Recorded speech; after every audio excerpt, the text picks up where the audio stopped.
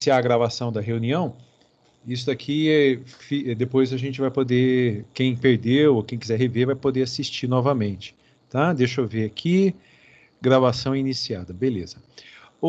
Michele, eu vi a sua mensagem aqui sobre o chat, então, quando a gente monta a reunião para uma turma, os outros têm que ser convidados, e a gente está dando cabeçada aqui, porque nós não conseguimos colocar os convidados como participantes do chat. Eu ainda não acertei a mão para fazer isso. Então, se alguém precisar de mim, por favor, manda aqui uma mensagem no WhatsApp e a gente vai administrando da melhor maneira possível, tá? Gente, assim como na aula de banco de dados, hoje à tarde eu tive aula com o Rodriguinho e nós trabalhamos com uma turma do curso técnico em desenvolvimento de sistemas integrado ao ensino médio, e aí nós alinhamos a aula da tarde. E também batemos um papo e alinhamos a aula da noite. Eu não sei qual foi a estratégia que o Rodrigo... deixa eu só responder para ele aqui, peraí, só um pouquinho. Era justamente o Rodriguinho aqui. Então, eu não sei qual foi a estratégia que ele utilizou, mas eu tenho certeza que tentou chegar no objetivo comum. Se vocês olharem no WhatsApp, eu acabei de mandar 2 arquivos que eu desenvolvi aqui com a turma A. Um que tem as tabelas no formato, um levantamento de requisitos, as tabelas no formato errado, e depois nós fizemos no formato certo. Está disponível para todo mundo lá, da turma A e da turma B. Então, pode ser que o Rodrigo tenha utilizado uma outra estratégia, mas ele chegou no mesmo conceito. Essa revisão de banco de dados relacional, e é que à medida que a aula vai indo, a gente às vezes vai abordando alguns assuntos que não tinham sido previstos, né? Mas eu acho que o conteúdo é o mesmo, depois a gente alinhando. Em design digital, hoje, a gente optou por reunir a turma, mas a gente vai também precisar dar umas quebradas na aula, fazendo turma A e turma B. E hoje, como vai ser bem revisão mesmo, a gente reúne as turmas. Então, eu vou utilizar aqui, eu nem iniciei ainda o meu Inkscape, deixa eu só fechar o que eu tenho a mais. Nem utilizei o meu Inkscape, mas vamos relembrar algumas coisas. Eu vou criar vou usar o Notepad++ novamente, como sendo um bloco de anotações, e depois eu passo isso para vocês. Tá? Então, no transcorrer desse semestre, nós vimos os primitivos gráficos, que são... Alguém lembra quais são os primitivos gráficos? Pode abrir o microfone aí e me dar um alô. Mais ou menos, tem uma vaga noção, já ouvi falar disso, mas eu não estou lembrando agora. Não estou lembrando agora. Não estou lembrando. O primeiro primitivo gráfico é o não estou nada disso. Então, os primitivos gráficos são os círculos, né? Os quadrados. Falta mais um só. Os triângulos. Isso, Wilker. E o seu nem vi. Quem foi? Alexandre.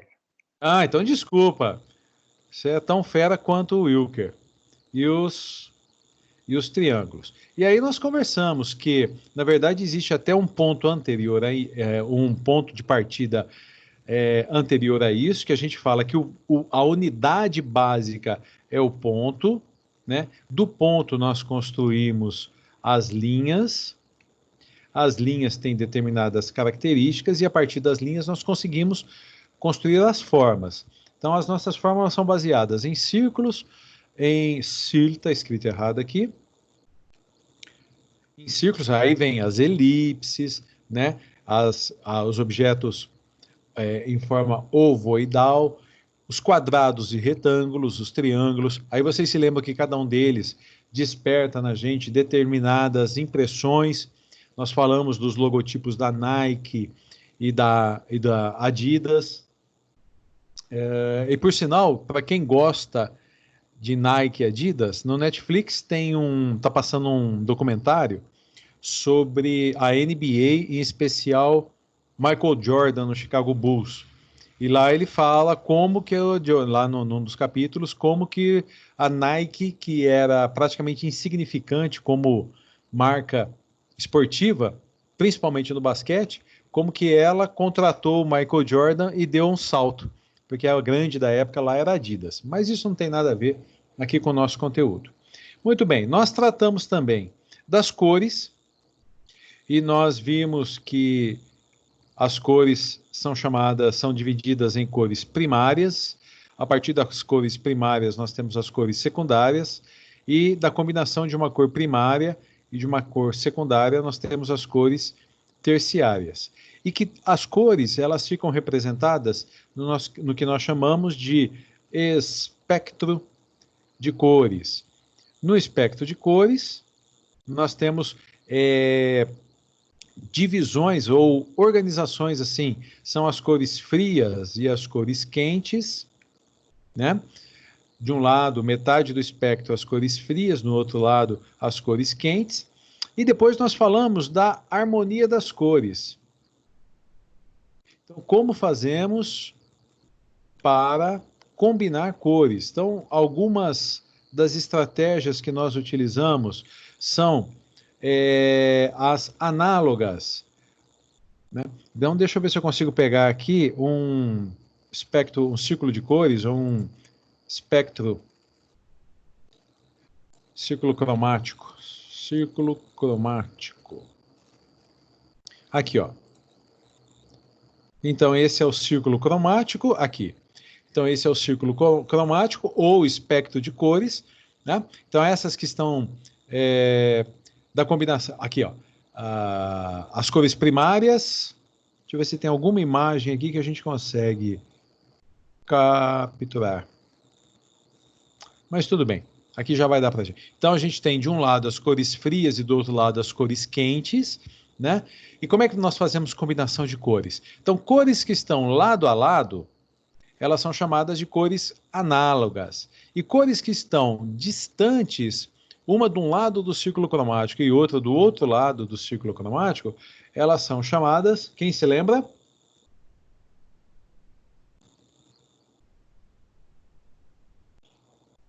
Ninguém? Não tem ninguém aí que tem um aplicativo daquele Color Harmonizer que a gente passou? Para ir lá e dar uma caçada, ver como é que é.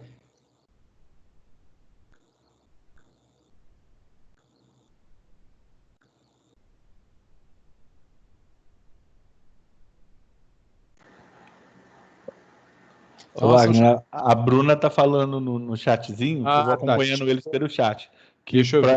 para o iOS não tinha, não encontrou disponível. Mas tem similares, né? Não pode não ter o... Pode ter o... É homólogas? Oi? Homólogas. Esse é o nome do aplicativo. Homólogos. Não. Da cor...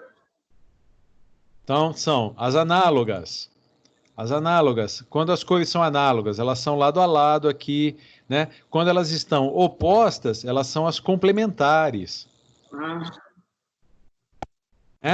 Depois, quando nós temos a combinação de 3 cores, então, por exemplo, essa mesma combinação aqui, são chamadas de tríades ou triádicas, e assim por diante. Então, lá no aplicativo a gente vê, e também em sites que a gente tem disponível, a gente vê a combinação. E tudo isso é feito porque existe a psicologia das cores, quando nós vimos, até com o vídeo que eu trouxe para vocês, que eram cenas de filmes, e cada uma a gente percebia que tinha basicamente uma composição cromática que instigava determinados sentimentos ou determinadas sensações. Depois que nós falamos sobre tudo isso, nós começamos a produção dos nossos... falamos de imagens, e que as imagens são divididas em 2 grupos. São as imagens bitmap e as imagens vetoriais. Qual que é a diferença entre elas, as imagens bitmap e vetoriais? As imagens bitmap são aquelas formadas formadas por pixels. Então, um exemplo, uma forma de demonstrar isso aqui bem tranquila é, por exemplo, o Paint. E quando eu, por exemplo, eu traço aqui no Paint, mesmo é que aqui tem uma situação, eu posso dar o zoom, que eu não percebo, né? Mas é porque elas estão acompanhando o eixo X e Y. A partir do momento que a gente coloca alguma coisa inclinada, ou um círculo, ou qualquer outro objeto, a gente começa a perceber como que as imagens são formadas numa imagem bitmap. Então, se nós pegarmos aqui o lápis, pegar uma cor diferente, ó, cada vez que eu clico com o lápis, eu estou colorindo um pixel.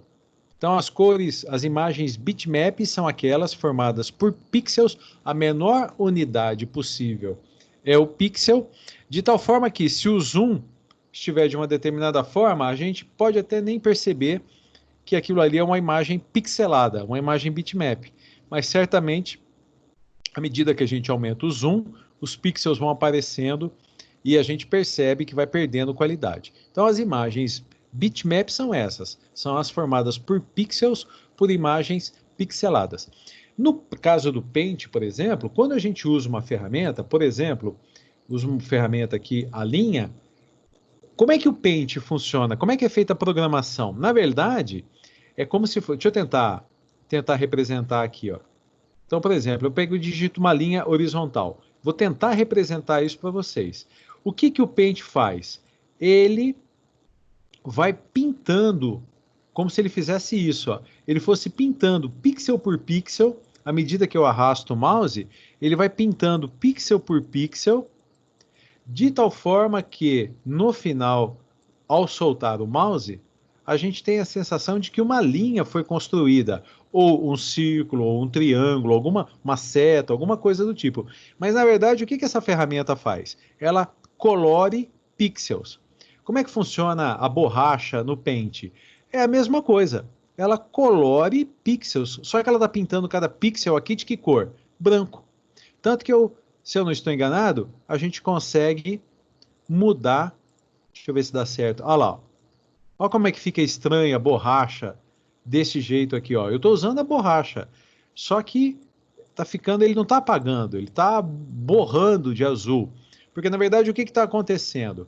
Ele está aplicando como cor essa segunda cor aqui, ó, essa cor 2. Então, o que quando a gente põe em branco nos dá a sensação que está apagando, na verdade eu não estou apagando, eu estou pintando, colorindo cada um dos pixels com uma determinada cor. Normalmente é o branco, em cima do branco, então dá para a gente a sensação de que estamos apagando, mas na verdade nós não estamos apagando. Um outro exemplo disso poderia ser o seguinte, ó, posso pintar tudo isso daqui, por exemplo, de amarelo, né?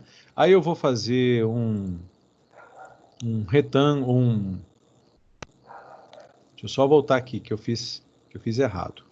Esse daqui é o amarelo e aqui. Beleza, olha lá. Aumentar aqui a espessura. Aí vamos supor que eu queira. Normalmente a borracha está assim, ó. A ferramenta borracha, ela está assim, ó, com a segunda cor branca. Se eu passar aqui, não dá a sensação de que eu estou apagando. Dá a sensação que eu estou apagando tudo, né? Então, se eu quisesse usar o fundo, apagar como se eu estivesse no fundo amarelo, eu teria que colocar a segunda cor aqui, usando a ferramenta borracha, e aí, ó, aí sim, ó, eu tenho a sensação que eu estou apagando. Então, o Paint, na verdade, ele é como se fosse um mágico, ele é um ilusionista. A gente está pintando, colorindo pixels, ao invés de realmente estar desenhando. Tudo isso num plano só. Na sequência, não vou nem salvar isso daqui, nós começamos a falar das imagens vetoriais. Então, o que são as imagens vetoriais? Aquelas que são formadas por informações matemáticas. Então, quando eu tenho aqui, já estou aqui no Inkscape, né? Quando eu estou aqui no Inkscape e eu traço, por exemplo, um retângulo, deixa eu só fazer aqui. Só um minutinho, peraí.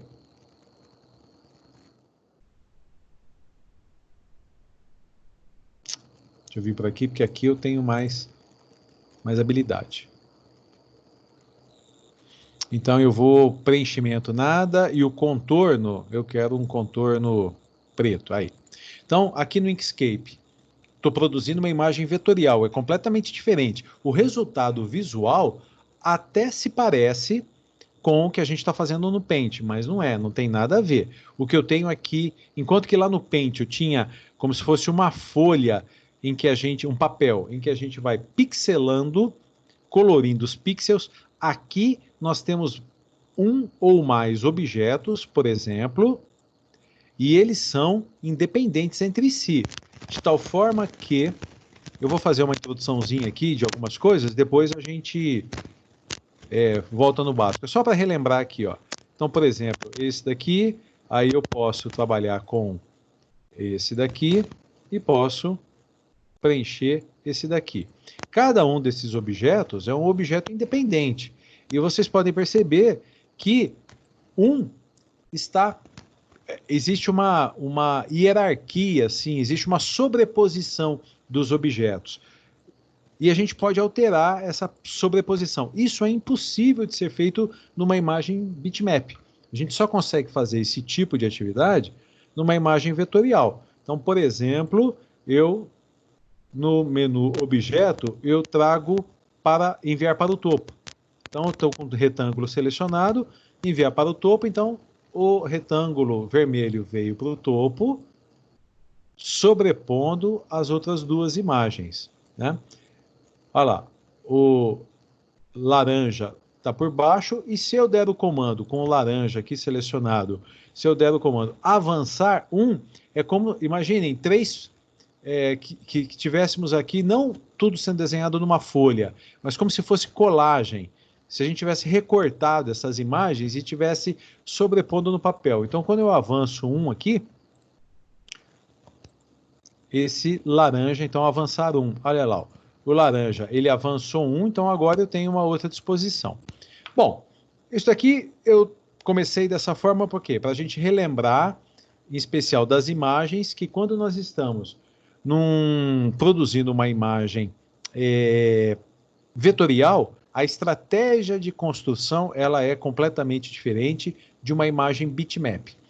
Um outro exemplo que a gente poderia dar, que não tem nada a ver com o editor de imagens, mas tem a mesma linha de raciocínio, é o Paint. O PowerPoint. Então, aqui no PowerPoint, quando a gente insere, por exemplo, um objeto, eu não estou desenhando na folha, eu estou usando, assim, a mesma ideia, o mesmo raciocínio que eu estou usando aqui no Inkscape.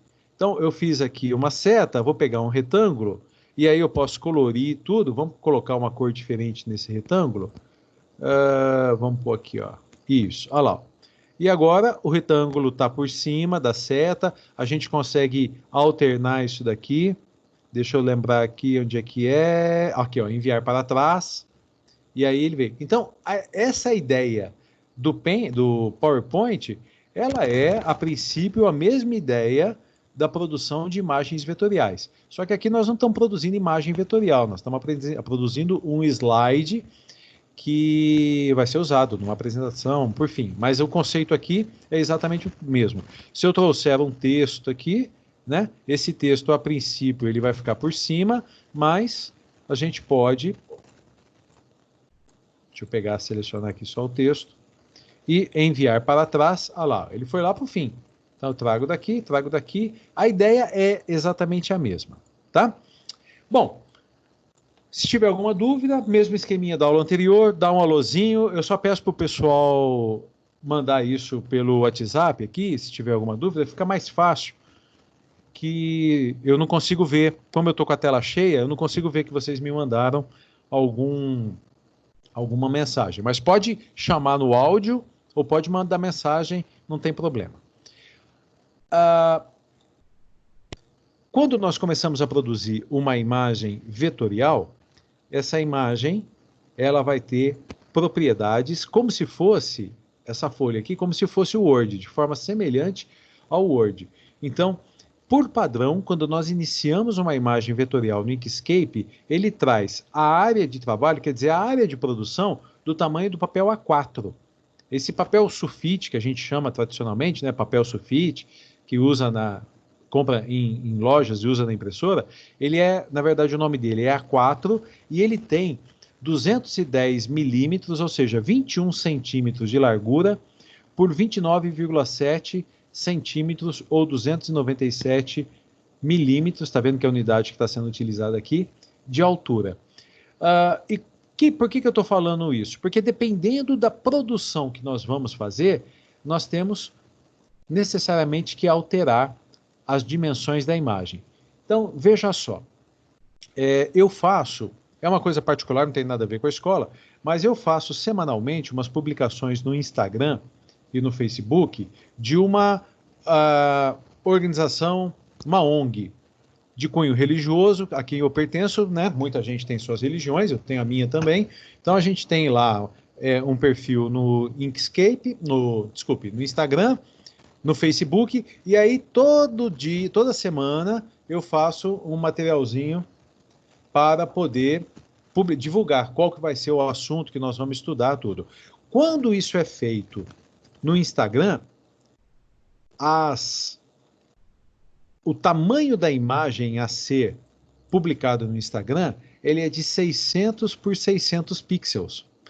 Então, eu não sei se vocês já fizeram isso, se vocês já publicaram fotos no Instagram, tudo, mas não sei se vocês perceberam que às vezes sobra espaço em cima ou espaço dos lados, de tal forma que ele tem um ajuste.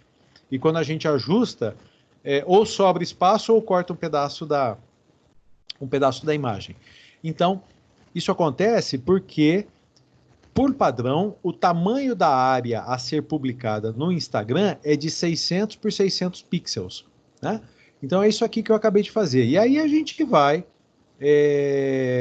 se formos publicar em redes sociais, a gente vai ajustar o tamanho de cada uma. Não é difícil saber qual é o tamanho ideal para cada um deles, né? Se nós viermos aqui no tamanho, vamos ver se eu acerto assim, tamanho da imagem, publicações, eu já tinha visto isso publicação no Facebook. Vamos ver no Facebook o que sugere. Olha lá, ó. Nas imagens de publicação é possível utilizar proporções verticais de até no máximo 2:3. Isso daqui é 2:3. Significa que as imagens horizontais devem ter no mínimo 600 pixels e 315 pixels de altura. Mas o recomendado é essa daqui, ó. Então vamos supor, nós vamos produzir no Inkscape uma imagem que vai ser publicada no Facebook. Então, qual que é quais são as dimensões recomendadas? 1.200 pixels por 630 pixels. Então, aqui no Inkscape, nós vamos em Arquivo, Propriedades do Desenho, e aqui na guia página, a gente personaliza. Deixa eu voltar lá, porque eu não lembro de cabeça, 200 por 630. 1.200 por 630. Então, seleciona aqui a unidade, pixels, 1.200 por 630. Feito isso, vocês já podem observar aqui atrás que a imagem já foi automaticamente, a área de trabalho já foi automaticamente redimensionada. Então, por padrão, ela vem com A4. Por padrão, ela vem por 210, por 297 milímetros, mas a gente pode alterar, tá? Depois a gente pode apresentar guias, grades, e aí a gente vai caminhando aqui com calma nisso. Eu vou fazer aqui, eu vou utilizar o 600 por 600, que é o que eu tenho mais costume e aonde normalmente eu faço as minhas publicações. E aí eu vou explicando algumas coisas para vocês. Gente, na aula dessa semana, em especial banco de dados e design digital, talvez seja uma aula mais expositiva. E a gente vai tentar transformar, com o decorrer dos dias, já numa aula mais produtiva, colocando vocês para desenvolver e a gente ficando no suporte. Tá?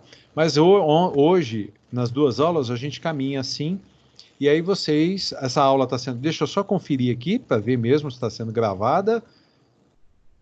A reunião está sendo gravada, joia. Então nós vamos poder voltar, assistir tudo. Mas vamos tentar fazer com que as aulas sejam produtivas também, que vocês façam produções, como fizeram ontem lá no Java.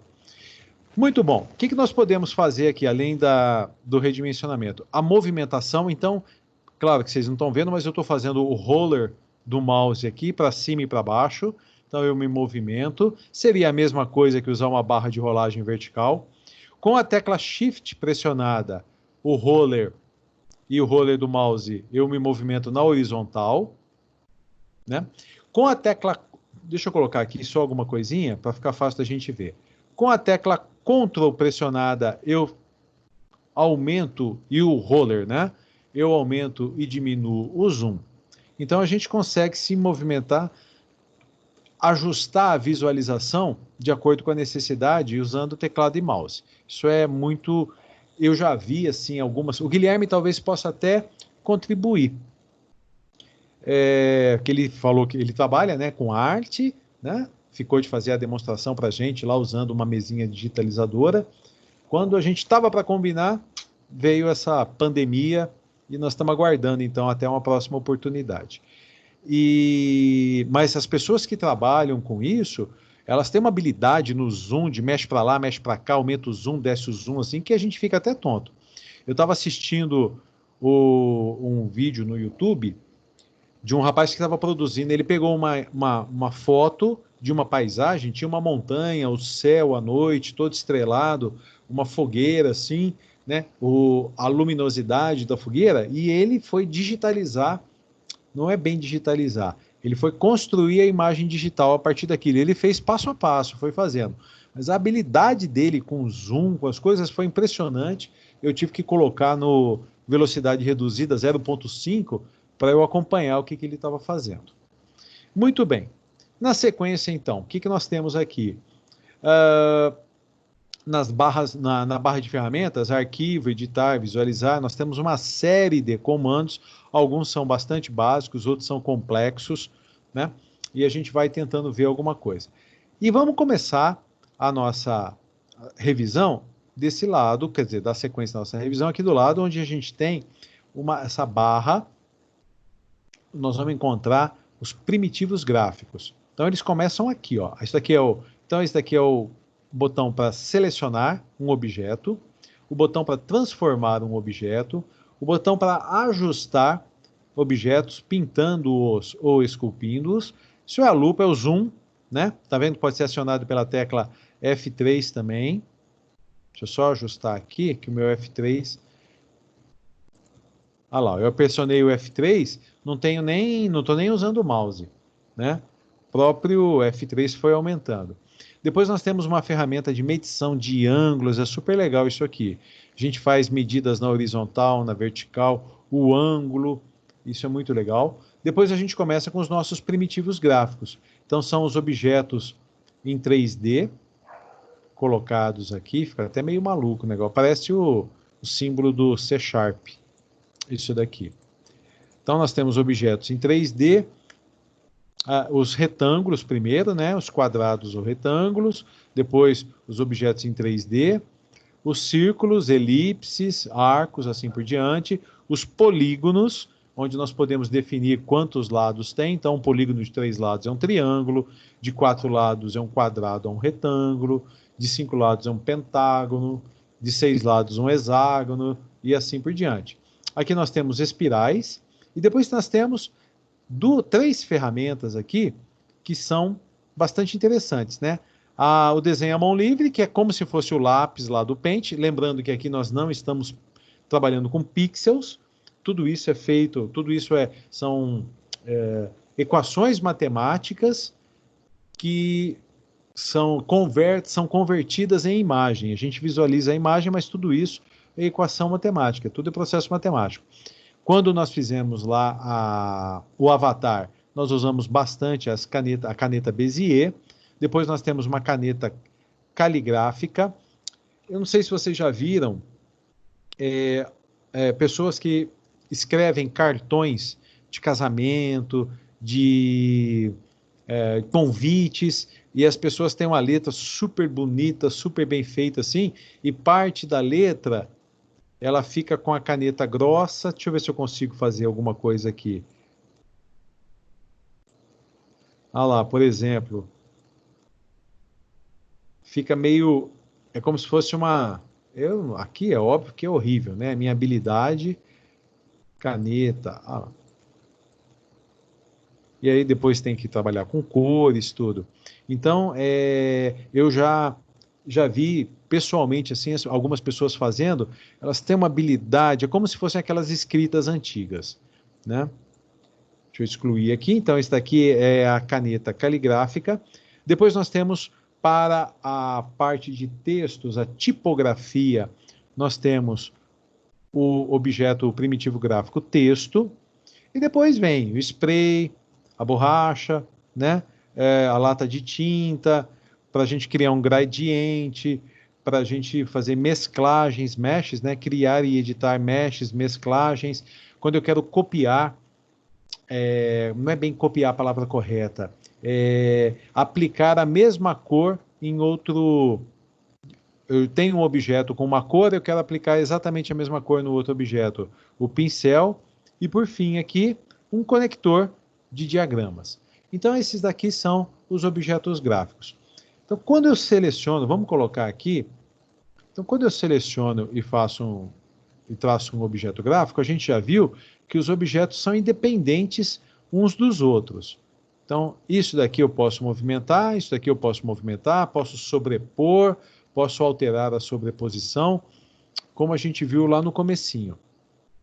Mas cada um desses objetos, eles têm, com relação à cor, eles têm alguns detalhes que a gente vai ver aqui agora. Então, selecionando aqui, ó, primeiro, utilizando a ferramenta seletor, nós vamos em objeto e preenchimento e contorno. Então, vai ser apresentado normalmente aqui do lado direito o painel preenchimento e contorno, e aqui nós podemos trabalhar com essas 3 guias, e o efeito, o resultado, vai ser aplicado no objeto que está selecionado.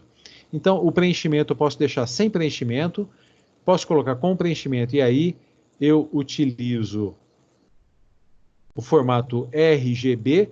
Lembram do formato RGB? Ele vai, cada uma das cores, vai do 0 ao 255. Então, é o quanto que eu coloco de vermelho.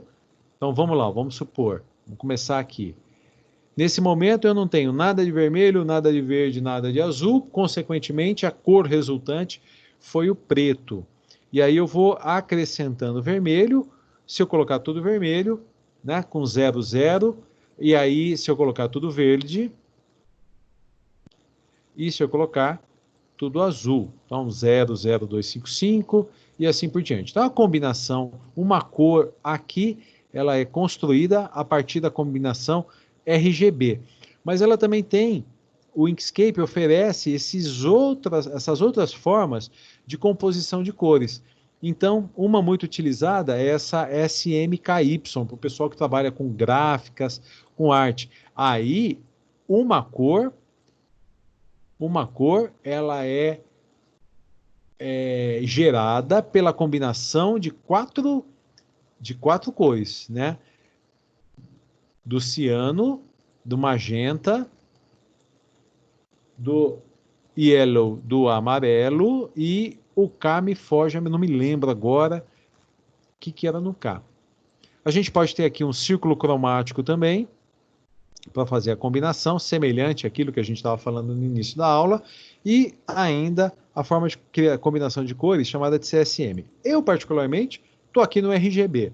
Por que eu uso o RGB aqui? Porque quando eu vou criar uma imagem que eu vou colocar num aplicativo, seja ele para desktop, um programa para desktop, para web, ou para mobile, lá no aplicativo eu defino as cores com RGB. As ferramentas que eu tenho são RGB, então aqui eu trabalho com RGB também. Deixa eu voltar a vocês de quando nós tivemos numa das últimas aulas, por que que a gente, se não me engano, foi a aula de PW, quando nós definíamos as cores em RGB. E aí nós tínhamos, na verdade não era RGB, era hexadecimal. Não me lembrei agora da nossa aula. Então, cores hexadecimais. Cores hexadecimais. Então, vamos pegar aqui uma tabela qualquer. Isso, deixa eu pegar aqui uma qualquer. Então, eu vou pegar como exemplo aqui, ó, essa cor. Só para a gente relembrar. Então, é 00, FF e 7F. O que está acontecendo aqui, ó? 00...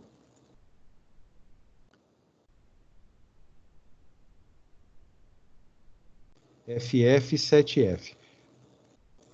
Cada um, aqui nós temos 3 conjuntos de cores. Aqui a gente tem o R, aqui a gente tem a representação R, G, e aqui a gente tem a representação do B. Mas nós vimos lá que cada um deles, RGB, vai de 0 a 255. E aqui, para representar o R, eu tenho apenas 2 dígitos. Dígitos não é bem a palavra certa, mas 2 posições para poder representar. E aí, o valor vai de 0 a 255. Então, por que tem esses 2 aqui? Porque esse número é um número hexadecimal. Então, lembram-se da aula em que falei para vocês assim, ó, nós temos os números decimais, o binário, melhor dizendo, decimal, o hexadecimal, e na verdade a gente pode trabalhar com qualquer unidade. Então, binário de 2, quais são as representações possíveis? 0 e 1. Então, uma sequência formada, por exemplo, por 000, deixa eu colocar aqui, ó, 000, 111, eu não vou ficar explicando tudo de novo como naquela aula, porque foi pesado, ficou chato, tudo, e não é nosso objetivo. Mas isso daqui é um número que nós estamos acostumados com os decimais. Isso daqui é um número que em decimal seria completamente diferente. No decimal, o que a gente tem? 0, 1, 2, 3, 4, 5, 6, 7, 8 e 9. Então, nós temos 10 possibilidades e aqui, por exemplo, 1, 5, 7, 9, 9. Então, para nós estamos tão acostumados que a gente consegue identificar que 15.699 é uma unidade de grandeza, assim, que para a gente é uma coisa tranquila. Ah, qual que é o seu salário almejado? Eu quero 8 mil reais de salário. Então, a gente pensa, quando a gente bate o olho assim em 8 mil, o nosso cérebro já está perfeitamente educado para entender a dimensão de 8 mil. Se eu tiver que representar o que em decimal é 8 mil, em binário vai ser completamente diferente. A gente vai ter muita dificuldade, a menos alguém que tenha prática. Em hexadecimal, a situação, então, fica mais difícil, porque nós temos 16 representações possíveis. Então, olha, 1, 2, 3, 4, 5, 6, 7, 8, 9... E aí o que começa? O A, B, C, D, E, deixa eu ver quantos for, e F. Então aqui, ó, quantas representações possíveis? 1, 2, 3, 4, 5, 6, 7, 8, 9, 10, 11, 12, 13, 14, 15, 16. Hexadecimal, 16. 16 símbolos possíveis. Então, um número aqui, ele pode ser representado desde 00, pensando em 2, né? Nesses 2 aqui, ó. O menor, o 0 é 00. E o FF? O que será que é o FF? Aí teria que fazer as contas, mas eu tenho a convicção de que o FF equivale em decimal a 255. Portanto, um número, uma cor, melhor dizendo, uma cor hexadecimal, identificado por 00FF7F, se nós convertermos isso daqui em decimal, aqui vai ser 0, então é 0 de vermelho, 255 de verde, e aqui que tem que fazer as contas, eu não sei quanto que é, de azul. E isso vai gerar uma cor apenas. Bom, ufa, tô até cansado aqui de falar. E aquilo que eu falei pro pessoal da turma A no comecinho, dá a sensação que eu sou maluco aqui, né? Tô olhando para a parede, conversando. Em outros tempos isso seria uma maluquice danada.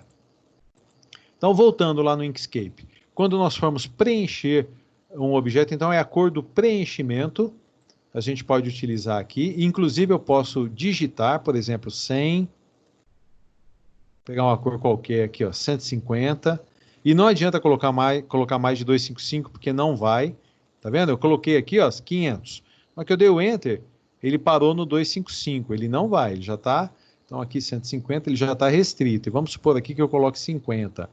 Então, o 100, 150, 50 deu essa cor, esse verde aqui, meio estranho. Depois, nós podemos colocar uma cor no contorno, seguindo o mesmo esquema de cores, combinando as três cores, né? Formando, então, a partir do R, do G e do B, dando uma combinação de cores. E aqui eu trabalho com o contorno. O contorno é a borda aqui, vamos assim dizer. Então, nós podemos definir também uma unidade de medida para a borda, por exemplo, de pixels. Eu quero que tenha 20 pixels a borda. Então, 20 pixels a borda, colocou aqui, ela já foi definida com essa cor, cor do contorno, cor da borda. Posso definir o tipo do traço, né, o espaçamento, uma movimentação entre eles, e a gente pode, inclusive, definir alguns cantos, como é que a gente quer os cantos, a gente quer em forma... Tá vendo que ele tá meio... Deixa eu aumentar o zoom aqui. Olha lá, ele não ficou retinho, quadradinho. Deixa eu ver se eu consigo... Olha lá, vocês estão vendo que já criou aqui uma imagem meio estranha aqui. Esse 0,70 foi sem querer que ficou. Bom, e assim a gente consegue... Olha lá, a gente consegue definir... Vamos ver se a gente põe aqui, ó. Os cantos. Isso, olha lá. Eles foram alterando aqui. Deixa eu ver no WhatsApp se tem alguma mensagem de alguém. Não, tranquilo, tá tudo jóia. Estamos aqui. Tá. A partir daqui, o que que a gente tem então? Vamos só explorar aqui, falar de algumas outras ferramentas. Quando eu insiro um objeto, esse objeto aqui na barra, nessa barra, a gente tem algumas dimensões desse objeto, né? Então, aqui, ó, só um minutinho. Então, aqui, ó, o X é a distância do objeto da borda do papel, então é como se fosse o gráfico no eixo X. O Y é a distância do objeto do topo do papel. O W é a largura do objeto. E o H é a altura do objeto. Então, a gente tanto pode dimensionar isso daqui manualmente, como pode fazer, definir as dimensões de maneira muito precisa. Porque, às vezes, eu estou fazendo, como eu disse para vocês, uma publicação Instagram, uma publicação Facebook, e não pode ficar colocando no olho aqui, mais para lá, mais para cá, assim por diante. Então, a gente vem aqui, por exemplo, e coloca que eu tenho 20, aqui é 20 de distância da borda esquerda, que temos aqui, vamos colocar 100 do topo, a largura desse objeto, vamos colocar de 200, vamos ver se vai, o 200 ficou muito, né? Porque ele está em milímetros, então vamos colocar em pixels, que aí eu estou usando a mesma unidade do tamanho do papel, 600 por 600, então olha lá, vou colocar 50 de largura. Olha, 50 ficou bastante, hein? De largura, por exemplo, 30.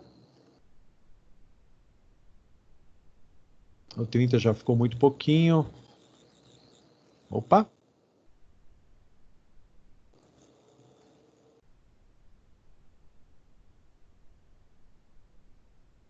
Zoom.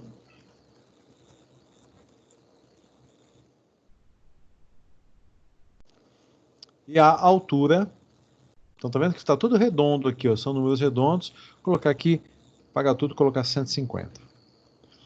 Bom, já acabei de redimensionando, tirando ele do lugar todo. Primeiro item aqui, o seletor. O segundo item é o editor de nós, né? O editor de nós, ele vai permitir que a gente faça alterações, olha lá, ó, no objeto, e aqui nós podemos tanto fazer essas alterações com o mouse. Você se lembra que nós usamos a caneta Bezier e fomos contornando a nossa imagem? Olha lá. E aí utilizamos o editor de nós, e nós íamos, só pegar aqui, olha lá, nós íamos fazendo coisas do tipo assim, né? Então a gente consegue fazer isso relembrando a partir do botão editor da ferramenta aqui, ó, editor de nós. Bom, e assim a gente vai inserindo, por exemplo, um polígono. Quando nós selecionamos o polígono, nós temos a opção, primeiro, dizer se nós queremos um polígono regular ou um polígono em estrela com uma alça. Essa alça que é dita aqui, deixa eu diminuir isso daqui, só que eu tenho que pegar e voltar, porque o contorno aqui é que está matando a gente. Deixa eu só fazer o seguinte, preciso voltar aqui, ó. Deixa eu colocar uma linha contínua, né? E eu vou diminuir isso daqui, porque ficou muito grande essa borda. Eu vou colocar 5. Isso.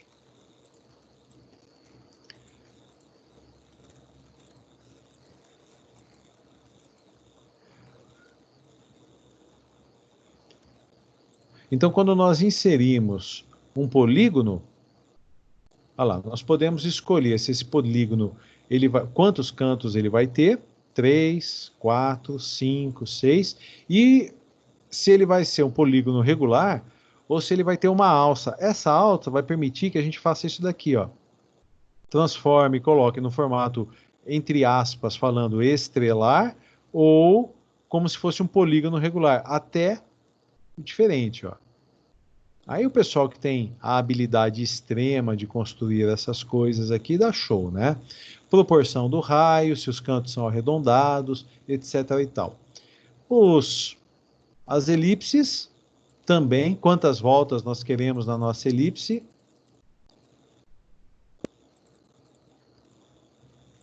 E aí dá para a gente construir desde um arco até a elipse propriamente dita, né? A divergência, quer dizer, o quanto que a mola, vamos assim dizer, ela está apertada ou ela está solta, né? E o raio interno a gente consegue definir também. Olha lá. Então são as ferramentas básicas que a gente tem aqui. Ufa, que horas são? 22h06. Nossa, faz quase uma hora que eu estou falando aqui. Deixa eu dar uma respirada aqui. Por favor, alguém me faça uma pergunta de alguma coisa aí, só para eu poder dar uma respirada.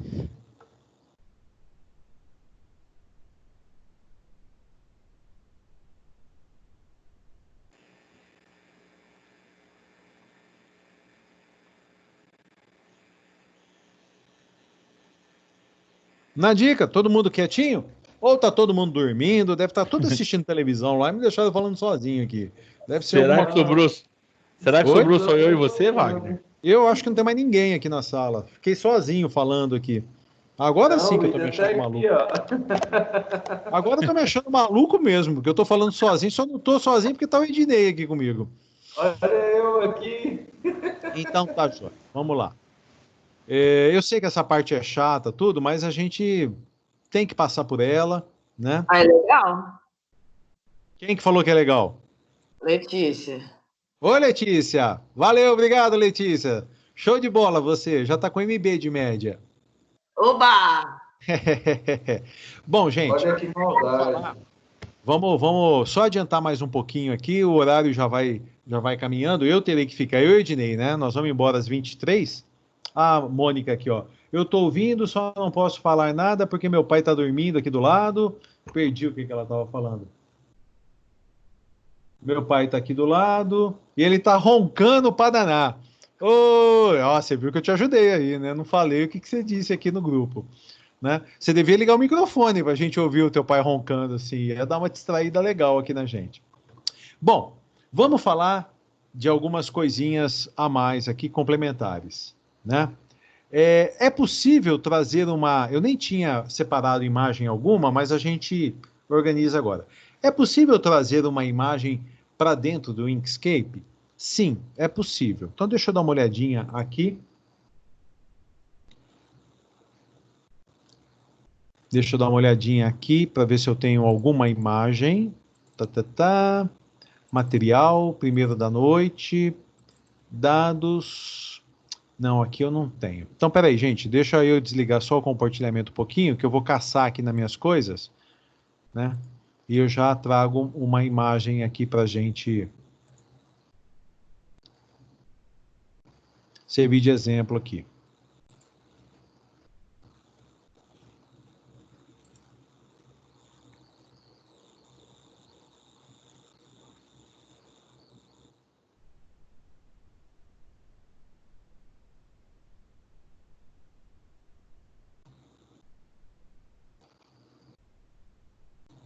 Só um minutinho, por favor.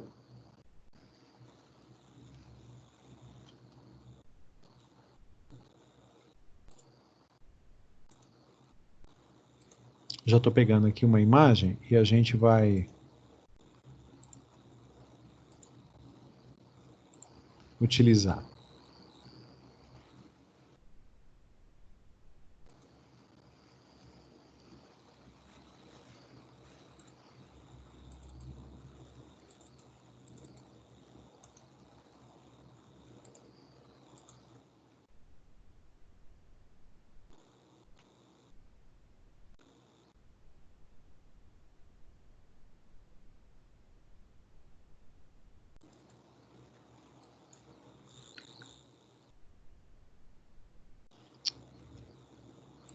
Beleza. Então, lá, deixa eu voltar ao compartilhamento aqui da tela. Então, eu fiz o seguinte aqui, ó. Separei, deixa eu só chegar lá onde é que está o nosso material.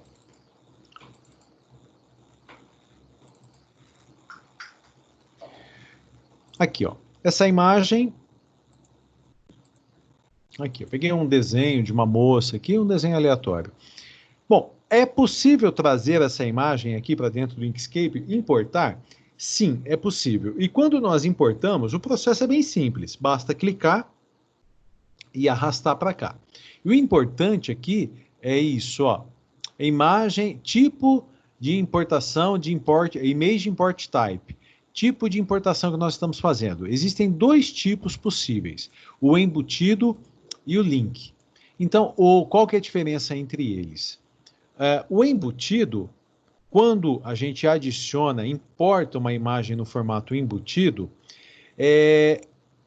este arquivo que está sendo produzido aqui no Inkscape, ele não tem mais ligação nenhuma com o arquivo original.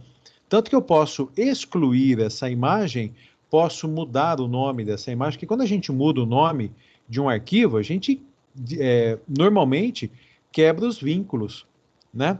Então, deixa eu colocar aqui, ó, vou colocar um underline, só de colocar um underline já quebraria o vínculo. E vocês percebam que aqui no Inkscape não sofreu problema nenhum. Agora eu vou fazer diferente, eu vou pegar aquela mesma imagem, só que antes eu vou fazer um negocinho para a gente poder só, como é uma imagem bitmap, eu vou pegar aqui e vou fazer um X, aqui, ó. E eu vou pegar essa mesma imagem e vou importar novamente. E eu vou importar no formato link. Então tá lá, ó.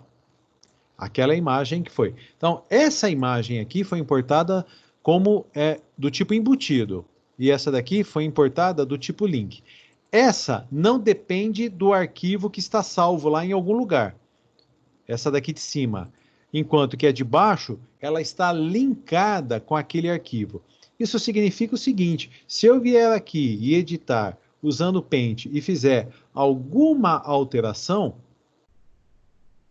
por exemplo, salvei, fechei, Olha lá. No Inkscape, a imagem sofre alteração, porque ela está linkada com a imagem. Se eu excluir essa imagem aqui, ou mudar o nome, eu vou colocar mais um underline aqui, ó.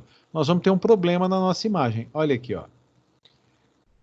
A imagem linkada não foi encontrada, porque ele estava apresentando alguma coisa aqui que está alinhada, amarrada, linkada, relacionada com a imagem original. E se eu voltar e apagar aquele underline, provavelmente não deu certo, eu vou ter que importar de novo, porque quando eu quebrei o vínculo, eu já perdi.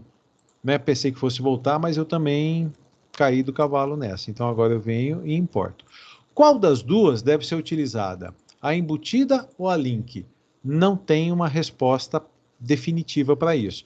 Existem situações em que a embutida deve ser importada e existem situações que a imagem em forma de link deve ser utilizada. Tá?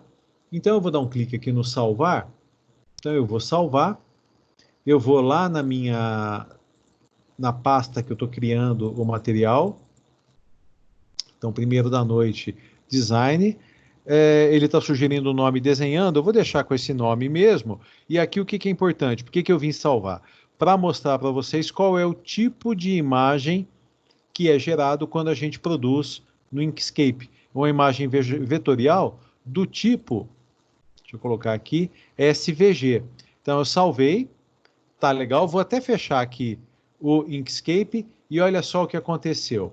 Aquele arquivo desenhando, ele está aqui, ele é um arquivo do tipo SVG, é uma imagem vetorial, mas qual é o aplicativo padrão aqui do meu computador para este arquivo? Significa que se eu der um clique duplo, qual vai ser o aplicativo aberto e a imagem apresentada? Ele está aqui para... Esse daqui é um navegador do AVG, né? O antivírus que eu tenho instalado aqui no meu. Eu vou colocar um outro navegador só para ficar melhor. Vou colocar o que eu gosto de usar, que é o Firefox. Então, aplicar OK. Então, o que acontece? Se eu der um clique duplo aqui, ele vai ser apresentado lá no navegador. E disso, que conclusão que a gente tira? Que imagens vetoriais do tipo SVG podem ser apresentadas no navegador. Ora, onde queremos chegar? Opa, aqui não, eu quero vir aqui. Deixa eu retomar lá o meu pendrive. Aqui, material. É tanto material que eu fico perdido. Aqui, ó. Aonde que eu quero chegar? Quero chegar aqui, ó. Na aula que nós vamos retomar na quinta-feira. Então, esta aqui é a diagramação. Lembra, eu já tinha mostrado isso para vocês. A diagramação do portal feito com divs, que a gente vai retomar isso na quinta-feira. E aqui eu tenho imagem, imagem, imagem, imagem. Se a gente aumentar o zoom dessas imagens, provavelmente é que aqui foi aplicado um efeito, a largura se mantém a mesma e a altura vai estar aumentando. Eu dando zoom, estou com um zoom de 250, o máximo é 500. Então ele só está redimensionando num dos sentidos, na altura, na largura não. Mas essas imagens que eu coloquei aqui, elas são imagens bitmap. Quer ver? Eu tenho aqui uma pasta imagens, e olha aqui as minhas imagens, todas elas, ó, imagens do tipo JPG e imagens do tipo PNG. JPG, PNG, BMP são imagens bitmap.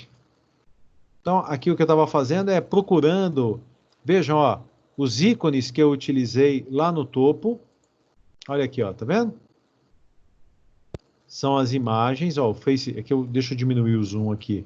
Olha lá, Facebook, Instagram, Twitter, o Pinterest, o Tumblr, que eu não sei falar isso aqui direito, WhatsApp, e-mail, né? O smartphone, quer dizer, o número do meu smartphone. Então, todas essas imagens aqui eu coloquei na minha pasta e elas são BMP. BMP não, desculpe. Elas são bitmap. Poderia ter feito tudo isso daqui, não as fotos, né? Mas esses daqui, eu poderia ter feito utilizando o Inkscape. Poderia sim. Então, vou só dar um detalhezinho aqui, ó. Essa imagem, ela tem 507 por 512. Eu vou pensar em 500 por 500. Então, eu poderia vir aqui no Inkscape. Deixa ele iniciar aqui meu Inkscape.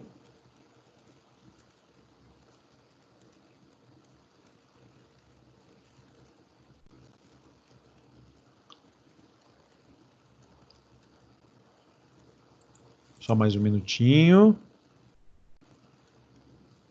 Ele está dando aqui não respondendo. De vez em quando o Inkscape dá uns bororozinhos desse daí mesmo. Ah lá, beleza. Então eu vou produzir, assim, não vou produzir, eu só vou dar um start. Eu gostaria de produzir, gostaria de produzir. Então a gente já viu aqui que é uma imagem bitmap e que ela tem 500 por 500. Tá legal. Então como é que eu faria aqui, ó?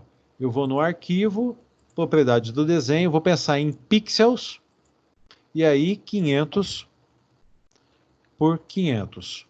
Legal. Então tá aqui, ó. E aí, essa imagem aqui, é aquela imagem que tem o formato... Fechei a janela, né? Não era para ter fechado. Deixa eu chegar lá.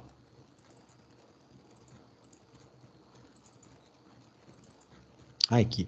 Essa imagem aqui, que arredondando as dimensões agora 500 por 500, eu produzo. Então, na verdade eu não consigo... O que nós estamos acostumados com o Paint? O que a gente faria aqui, né? Pegaria o balde de tinta, preencheria, colocaria preto, clicaria aqui e pintaria tudo de preto. No Inkscape não é assim que funciona. Eu tenho que pegar e colocar um retângulo. É claro que as bordas estão todas alteradas por tudo aquilo que a gente fez, né? Quais são as dimensões do retângulo? Eu quero que ele seja exatamente... tem exatamente as mesmas dimensões do papel, então eu venho aqui de 500 por 500, ele vai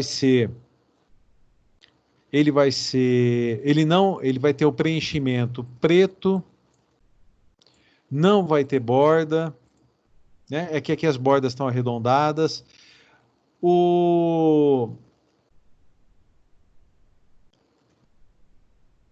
Deixa eu só colocar em pixel de novo, porque ele tirou. Então, 500 por 500, eu quero que ele fique na posição 0 e 0. Então tá lá, eu já encaixei direitinho em cima. Aí eu começaria a fazer a parte branca aqui, né? Então agora eu vou fazer um outro retângulo. Agora sim, eu quero que ele seja branco, que as bordas sejam brancas e que ele não tenha preenchimento, e na hora que eu trouxer isso daqui para cá, vamos ver se vai dar certo o que eu estou querendo. Oxa, peraí, que agora vai ser... Ah lá. Aí eu comecei a produzir, né? Depois eu faço um triângulo, então eu vou pegar um polígono aqui de 3 lados, né? Quero assim...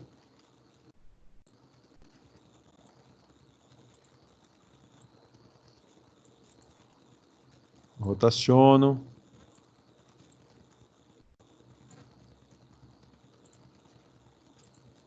E aí tem que ir fazendo com calma. Né? E aí eu vou, parará, faço, termino e salvo. Quando eu salvar esse produto, esse arquivo aqui que eu estou produzindo, supondo que eu tivesse salvo aqui na mesma pasta, eu teria um arquivo SVG. E, na visualização do meu site, esta imagem aqui, pequenininha de tudo, na verdade, agora, nesse momento, é uma imagem bitmap que está sendo apresentada. Mas aí eu substituiria por uma imagem SVG vetorial, de tal forma que eu poderia dar zoom, zoom, zoom, zoom, zoom, e elas não perderiam a qualidade. Né? É que essas que eu peguei aqui, ó, acho que o Pinterest, deixa eu ver se vai dar para... Nenhuma delas. As imagens que eu selecionei, porque isso eu peguei na internet, elas estão tão legais que não estão perdendo qualidade. Mas a ideia é essa que eu estou tentando passar para vocês. Nós poderíamos produzir as nossas imagens vetoriais, e aí o zoom que fosse usado tanto para mais como para menos, a imagem não perderia a qualidade. Porque o tempo todo, eu posso dar aqui, deixa eu colocar um círculo aqui para vocês para vocês verem. Ó, posso dar zoom, ó, não perde qualidade, né? Rodar aqui um pouquinho. Posso ir no máximo zoom, que não vai aparecer pixel, porque uma imagem vetorial não tem pixels. Bom, gente, eu iria falar ainda de camadas, como que a gente constrói um objeto, um desenho, utilizando camadas, mas isso já seria matéria nova, tá? Então eu vou parar por aqui, não vou me alongar mais, são quase 10h30. Se vocês tiverem alguma pergunta, podem fazer, fiquem à vontade. Tem uma mensagem aqui, deixa eu ver, firme e forte, Jefferson. Não sei, não perdi o contexto já, mas estamos junto. A Tá? camada começou a apresentar na aula do Avatar, né? Nós começamos a falar de camadas? Sim, para construir o Avatar. Tá, eu não me lembro. Ah, me lembro assim vagamente. Me desculpe, eu não tenho uma lembrança plena, tudo. Mas aí a gente fala. Oi? São as aulas. Não entendi, desculpe, fale novamente. São muitas aulas, né? Sim, porque a gente começou a fazer o Avatar e já parou, né? Então, o que que nós vamos nos organizar para fazer o seguinte: na aula da semana que vem, a gente fala sobre camadas e uma série de outros efeitos que a gente pode fazer, como, por exemplo, desenhar uma bola de bilhar, por exemplo. Deixa eu só mudar aqui, né? Senão a gente não consegue. Então, por exemplo, a bola 7, quem sabe aí, bola de bilhar, qual que é a bola 7? É a preta, né? Os... Bola 8 é a bola preta. É oito. Não sei, eu não jogo bilhar. No boteco Jogo é bilhar. 8. Não jogo truco, não jogo dinheiro fora. Eu sou uma pessoa normal. Então, se nós fôssemos fazer aqui, né, só brincando aqui um pouquinho, deixa eu colocar aqui diferente. Eu não quero contorno, mas eu quero colocar isso aqui branco. Depois nós vamos fazer. Isso daqui vai ter que ser de alguma maneira redimensionado. Olha que ilusão de... Não sei se vocês estão tendo a mesma ilusão de ótica que eu estou tendo, mas dá a impressão que a preta... Não dá a impressão aqui que ela dá uma... Mexida. Que ela dá uma distorcida? Aham. É ilusão de ótica, olha só. Porque, ó, tirei, não tem. Olha que interessante. Sem querer, gerei aqui uma ilusão de ótica. Aí a gente pode colocar, imaginar que tem uma luz aqui, então aqui vai ter que ter uma... Eu estou fazendo meio no chute aqui, mas a gente vai poder ter um reflexo. Olha lá, já está até aparecendo, né? Que nós temos um reflexo aqui, aí a gente pode... Deixa eu ver se eu consigo... Depois eu preciso ver o material, quando a gente sabe qual que é a cor, quando a gente tem um elemento de uma cor, quando tem sombra, penumbra, como é que é a outra cor, eu vou pegar um material sobre isso. Né? Então até deu uma sensaçãozinha aqui de ter uma luz, alguma coisa. A gente vai trabalhar com camadas e fazer alguma coisa do tipo. Tem uma, lá na playlist, deixa eu mostrar para o pessoal da turma B, que eu mostrei só para o pessoal da turma A. Mostrada da turma B, em especial. Se vocês forem no YouTube, eu já falei isso, eu sei que alguns já foram, mas a gente dá uma repetida aqui. E procurarem por Criativamente, Portal Criativamente, ele é meu. Então esse daqui é o logo do meu portal, né? E aqui em playlists, tem uma série de playlists, inclusive que nós estamos tratando nesse semestre. Aqui, ó, playlist de Inkscape, que tem, não me lembro mais quantos, mas aqui, ó, temos 12 exercícios de Inkscape, que a gente pode até, talvez em função do ritmo de aulas que a gente tem, produzir esse exercício, porque já está tudo pronto aqui. Deixa eu ver, eu não me lembro mais de cada um deles. Já não lembro mais cada uma delas faz, como é que foi, tudo. Então, nós temos aqui uma...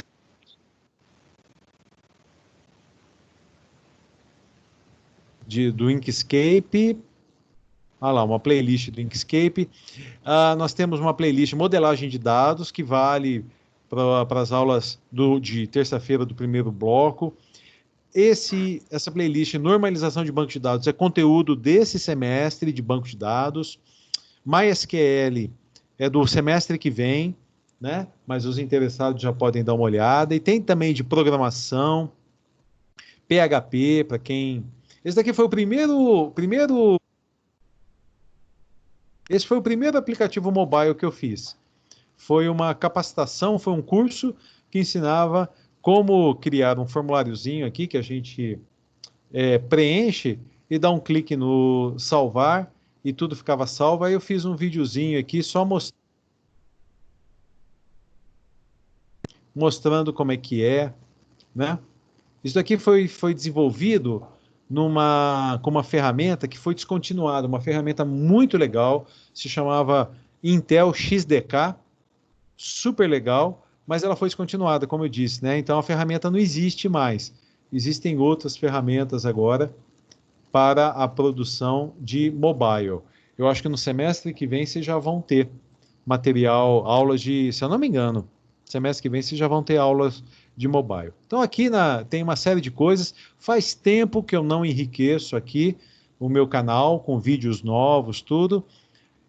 Mas quem sabe, né, nessa nova onda de cursos à distância, não sabemos até quando vai durar, eu crie mais alguma coisa para poder ajudar não só a mim a estudar, como a vocês também. Tá? Então, os interessados, aí vocês pegam aquele esqueminha de sempre, né? Entra no canal, se inscreve, aperta o sininho.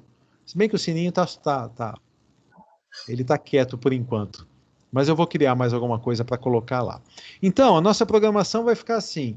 Semana que vem a gente retoma tentando trazer atividade para vocês produzirem, né? Entramos novamente com o conceito de camadas, tudo, e a gente vai fazer alguma coisa para vocês produzirem, para não ficar muito cansativo, só eu falando, ou o outro professor falando. Nós vamos produzir, tentar chegar o mais próximo possível da sala de aula. Tá feito? Então, eu espero que vocês tenham gostado, né?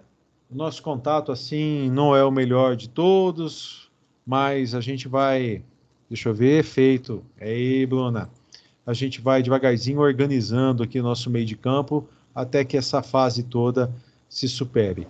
Pessoal, se alguém tiver alguma pergunta, eu estou à disposição. Caso contrário, uma boa noite para vocês, bom descanso. Precisarem de mim, eu e Ednei estamos à disposição. Quinta-feira nós nos encontramos na aula de PW, que eu ainda não conversei com o Cristiano, não sei se vai ser turma A, turma B, ou se a gente reúne todo mundo. Tá joia?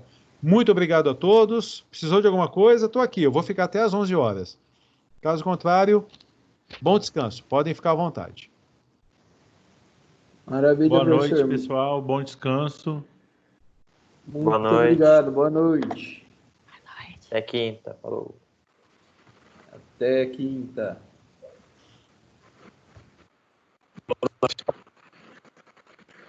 Tchau, tchau. Até mais. Boa noite. Boa noite. Até depois. Valeu, Christian. Boa noite. Obrigado. Bruna, obrigado. Até mais. O Jefferson aqui sabe tudo, ó, de marrom. Bola 7 do bilhar é marrom.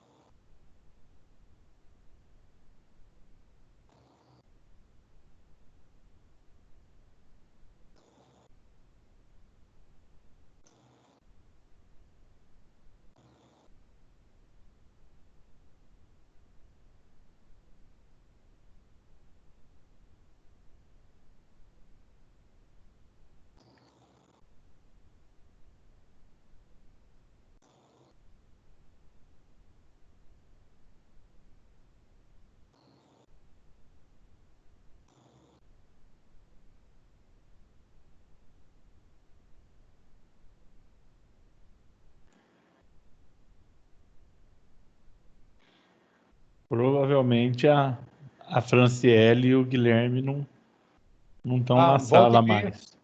Mas a gente pode tirar eles da sala aqui, ó. Aham. Tá vendo? Remover participante. Já Uhum. põe isso para dormir. Põe o Guilherme aqui também. Ó, o Guilherme tá respondendo aqui, ó. Tá na escuta. Tô na escuta aqui. Ah, tava dormindo. Pegamos no pulo. Deixa eu encerrar a gravação aqui, ó. Encerrar a gravação.